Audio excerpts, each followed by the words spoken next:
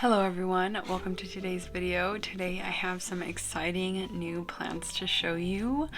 In my most recent updates I did tell you guys that I was going plant shopping soon. So that did happen, and so I have a lot of plants to show you guys. Not necessarily a lot. I think I got 5 plants. It did put a pretty big dent in my plant budget, so I will not be spending money on plants for the next couple months. I'm not necessarily going to start in any particular order. I'm really just going to pick up a plant that I want to show you guys and show it. So the first one that I got is this Hoya kadara. Don't know if I'm saying that right, but I saw this at my job a while ago and I really fell in love with it. Like, the underside of this plant is fluffy and it's just so cool, and it makes me like want to touch it all the time. The new leaves even come out like really furry, if you guys can see that. They come out like this red, this chocolatey burgundy red, and it really just so beautiful and like just like deep and dark, and I love that. This kind of gives me like Maidenhair vibes if it were a Hoya, you know? So I really enjoy it and I'm excited to like have this in my collection and grow it. I've literally already been thinking about propagating it just because I am like over the moon about having this plant in my collection, and it's my second Hoya, so I'm really happy to, you know, keep this, have this, enjoy it. And yeah, right now it's in a really weird setup. I did already repot them and like get them ready to like be in my collection, I guess, but this one is one that I'm not really sure what I want to do with it. I'm not really sure how to display it. I did originally try and put it into a Vanda basket. That did not work out. Like, it's very difficult to display with this one just because it's very sparse, and you know, it's kind of full towards the beginning, but then it just like as it goes out it gets less and less full and bushy. I just sort of stuck this, what is this called? This piece of wood. I just sort of stuck it in here in the meantime to sort of hold some vines up. And maybe, you know, we can get these vines down here trailing. I don't know how long it's going to stay in this, but this is just sort of where it's at right now. But I love this plant so much, and I wish I could show you guys and like describe the feeling to you. And one thing that I completely forgot is the flowers for this one are so like, they're so out of this world. Like, it's ethereal and it's just so beautiful. They're furry and I freaking love it. Like, I can't wait to experience a bloom on this one. Yeah, I'm excited. Next up is Micans. I did get a full 6-inch pot and I split it into 2, so this is only half of it. I have another one sitting over there on my jewelry stand. I could not hold back. Anytime that there's a Micans, I cannot hold back. And I'm really happy. I don't know, I've always wanted a full Micans. I think that at some point I am gonna try and find something that I can put them together in. It was kind of difficult just because it's a pretty big plant, and so I can't, it's difficult for me to have big plants in my collection just because of how much space they take up. Like light and conditions and all of that is really a big factor when it comes to big plants, so I tend to have a lot of smaller plants. Yeah, at some point I do want to put these 2 back together, and it makes me so happy. Like, literally, look at this, like, come on. And the size of these leaves as well, like, look at that. Like, I don't know, Micans is just such a beautiful plant and such a classic plant, and I just like, if anyone were to come into this hobby and ask me what plant I would recommend them to get, it would be this one. Micans are just so beautiful, and it's the one plant that I would recommend to anybody and everybody because this thing is just like gonna steal your heart away. I freaking love it so much. And recently I have been finding myself a lot more comfortable with propagating it with my most recent success with propagation. And you know, I did tell myself that I wasn't gonna get a Micans because I already had one in propagation. I already had one, you know, in Leca, but it's very hard to resist when, you know, this Micans looked the way that it looked compared to like my Micans. It is just, it does not compare whatsoever. Like, literally whatsoever. It's like, it's ridiculous, and I'm just so happy to have this, like so happy. Next one up is this Variegated Miranda. Let me take this out before it falls.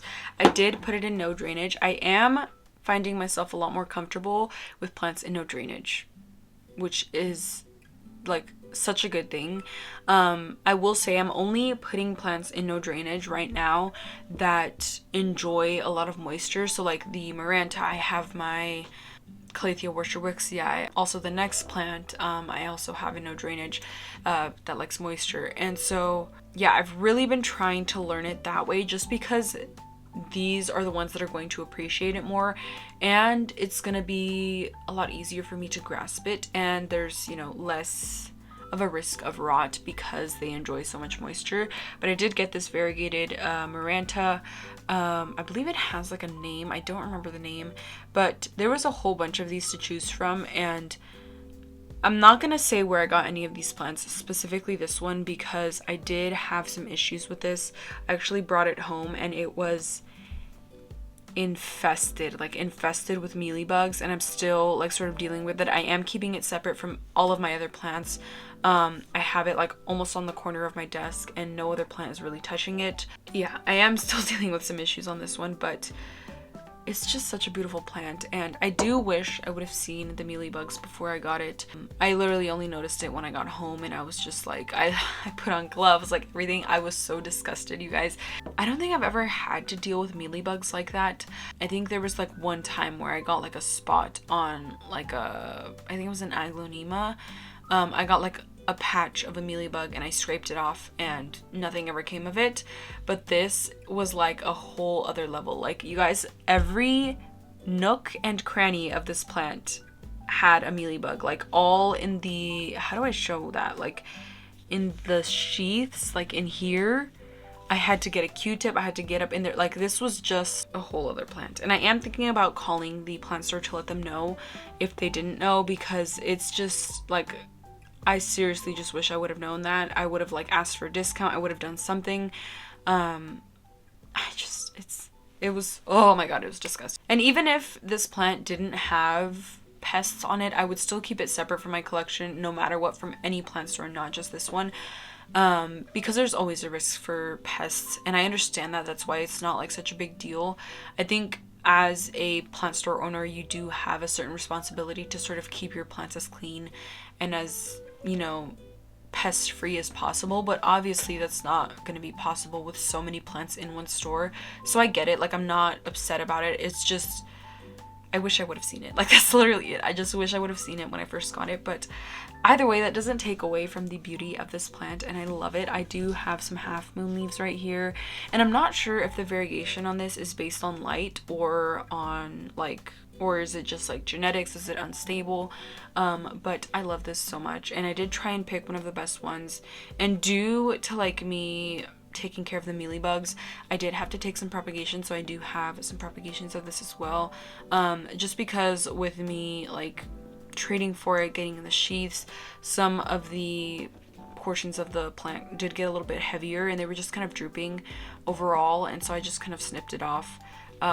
Yeah, some of this plant was definitely not happy with that. So yeah, but this is it. It is in more of a cocoa core based soil, just because I feel like peat moss in no drainage does not work as well as cocoa core would. So with all of the plants that I've put in no drainage besides my Calathea Worcesterwickii, I am trying out a little bit of cocoa core, just because I want to sort of see the difference. I want to sort of see if like cocoa core allows for more aeration. Yeah, I just wanted to see how it would react, how it would be. This was a vessel I did more recently acquire. I went to a thrift store like an hour away, and you guys, the vessels there were dirt cheap. Like, I'm telling you, I paid $4 for like 5 vessels, I think. Probably less, actually. This one was 50 cents. The one that I am propagating in, it was 50 cents. Another one, that one of my other plants is in, that I'm about to show you, is also 50 cents. You guys, like, I am so freaking happy I found this thrift store. I just, like, the thrift store prices these days are insane for no reason, like for absolutely no reason. Yeah, I'm still continuously treating for mealybugs. I'm still like watching out. I'm still supervising it, and it's still in quarantine away from my plants because mealybugs are disgusting and I don't ever want to have to deal with that again. Okay, the next one is this Alocasia. I believe these are called Begindas, Alocasia Beginda Dragon Scale, or it's a sinuata. I don't know the difference between the two, to be honest, but I'm just gonna call it an Alocasia Green Dragon Scale. And oh, I saw this and I was so happy, you guys. Like, I love it so much. I have had the Silver Dragon before. Yeah, I have had the silver one before. The silver one didn't really float my boat, but this one is so beautiful, and I'm excited. Like, I'm so excited. I did go with a friend and we decided to, you know, get one together that had multiple plants inside of it, and we split it up. Hers, let me go get hers so I can show you guys. This one is hers, and hers is so, oh my god, it's so, like, it's literally just so beautiful. Like, it's the leaf and everything, and it's already in caterpillar stage. And if you didn't know, when alocasias mature, like, I can actually show you guys with mine is coming out of the leaf right here, so this is still in a immature form, and then hers is coming out of its own stalk, like it's not attached to a leaf. This is a caterpillar, so this means that this is already mature, and this one is yet to be there. It's gonna be here at some point, but definitely not now. So yeah, hers is so beautiful, and both of ours did have a leaf. Hers has this beautiful leaf that it's been unfurling, and oh, like, I'm so happy, and I love this specimen. It did already come with like some damage here. I'm not sure why. When I repotted it, it was literally fine. Like, it was almost like root bound. But yeah, I am like, oh, like, look at these plants, you guys. I'm obsessed with this leaf on hers.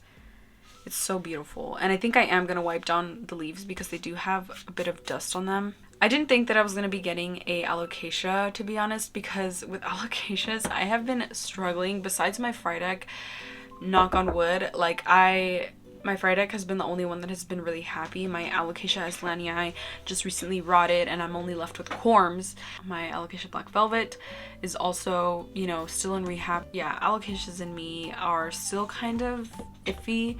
I feel like one day, like, I get a grasp of them, the next I don't. Like, it's really off and on, and I don't appreciate that relationship. It seems very toxic. So I didn't expect to be getting an alocasia, but here we are, and it is so beautiful, you guys. Like, I do not regret this purchase whatsoever. It brings me so much happiness, and just like the leathery, they're so thick too. Like, the leaves are really, really thick and just leathery and beautiful, and I can't say enough about this plant, so I'm just gonna stop. And this is the vessel that I was talking about. I love this vessel so much because it's rare to find, for me at least, it's rare to find vessels that go like straight up, like it's just a cylinder. Is that right? A cylinder? I think that's right. Yeah, it's so rare to find them like cylindrical like this. Usually they're like this. Usually you see them like this. These are like the cups that they use for weddings, where they like put the teacup light in here, whatever, the candle. So yeah, it's rare for me at least to find cups that are like this. So I just love it so much. Like, I love it, so cute, and I can't, like, it just like makes me so happy, especially in this size. Like, usually you find the like candle jars, but this one was probably a candle, but like, this is just so perfect, and I love it, and this plant overall just makes me so happy. I did save the best plant for last just because I think this plant deserves it, and maybe it'll show you guys how beautiful it is, because I got a Maidenhair Fern, you guys. I am so happy with this. Like, let me just, and you guys will hear it. I love the sound of it like shaking. Like, it's so specific, but it's just so cute. I did also put this one in no drainage. I actually think I need to water it pretty soon because it's starting to get a little bit dry. It's exactly what, like, it, I have no words. I have no words to describe this plant. It's exactly what I would have imagined it would be if I owned it. It's exactly what it is in the pictures. Like, it's just so beautiful. And in the footage before this, it had a really bad mic pop, so I just decided to cut it out. In that footage, I was saying that this is probably one of the easiest ferns, and the reason that I say that is because with other ferns that have thicker leaves, you don't necessarily know when to water, but with this one you know exactly when you need to water, which is when, you know, as soon as it starts getting dry, you just automatically water. And with the other ferns that have a little bit thicker leaves, it's a little bit more difficult to tell because plants with thicker leaves tend to hold a lot more water in their leaves. With plants in general, really, the thicker the leaf, the less you're gonna have to water. So like succulents, they have very, very thick leaves. One good example in my own collection is my Gigas. My Gigas has some pretty thick leaves compared to my other, to let it dry out past, you know, the point where I would with my other velvet leaf philodendrons, and it's been doing really, really good. It seems pretty happy. With this one, it seems very like easy to understand and easy to comprehend. With the other ferns, I don't know exactly when I would water. The other fern that I do have some interest in is the rabbit foot fern. Rabbit foot fern. I don't know why that's such a tongue twister. And the reason for that being is just because of the pattern, the way that it sort of has its own like distinctive leaf shape, and the way that it's just like, it almost looks like a canopy. And I love that about that fern, especially with the like rabbit foot rhizomes at the bottom. I believe those are rhizomes. Ferns are definitely very delicate and beautiful, and again, if I could convince you to get one, it would have to be this plant. So if you're thinking about getting a fern, I definitely recommend it. You guys, this plant, one more time. And another thing I want to mention with this plant is I do not have high humidity whatsoever. Like max, I would say like 50-ish. I do have like my Apple HomePod, which actually reads humidity, and it's not like near really any of my plants. It's more close to my door, so it definitely could change, but it's not going to be anything too drastic. Like there's no way it's going to be 50% over here and then 30% over there. The last time I did read it, it was at 37, 36 I think, and so I don't have high humidity whatsoever. In the summer maybe I will have a little bit more humidity, but in the winter, you guys, like it is the worst. I do want to show you guys two other things that I got. Starting with this, I got this piece of terrarium wood. This is actually ghost wood. It was pretty pricey, I'm not gonna lie, but it was the only piece of wood that was like this, that had this like layering. I don't know if you guys can even see it. I guess you could see it more on this side. It has like very thick layering, and just like, it's so pretty. And I don't know how I'm going to use this. I don't know what I'm going to use this for, but I just knew I had to have a piece of this. It was the only piece of wood that had this sort of like line right here with like the little, I forget what these are called, knots, but these little knots that are like poking out. I don't know how to describe it, but it is just such a beautiful piece of wood, and I love it so much. I don't know what I'm gonna use this for. Let me know down below if you guys have any ideas what I should use this for. The next thing that I got was this piece of cork bark. Alright, sorry for the bad audio quality, you guys. It just gets worse after here, so I figured I'd just do a voiceover.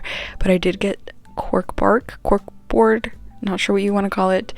I'm so excited to have this. I've been looking for this everywhere, and now that I have it, I'm not even sure what plant I want to put on it. I honestly have so many options, but let me know down below what you guys would put on it, and maybe it'll, you know, spark some ideas. But that's my little haul of new plants and plant stuff. I hope you guys enjoyed this, and let me know any new plants that you guys have recently gotten into, or any new genuses or genera that you guys have gotten into. I'd love to chat about it down in the comments. And with all of that being said, thank you guys so much for watching. I hope you enjoyed, and I will figure this mic stuff out, you guys. I'm so sorry. I know these past videos it's been going on, and I thought I fixed it, but apparently I didn't, so please bear with me.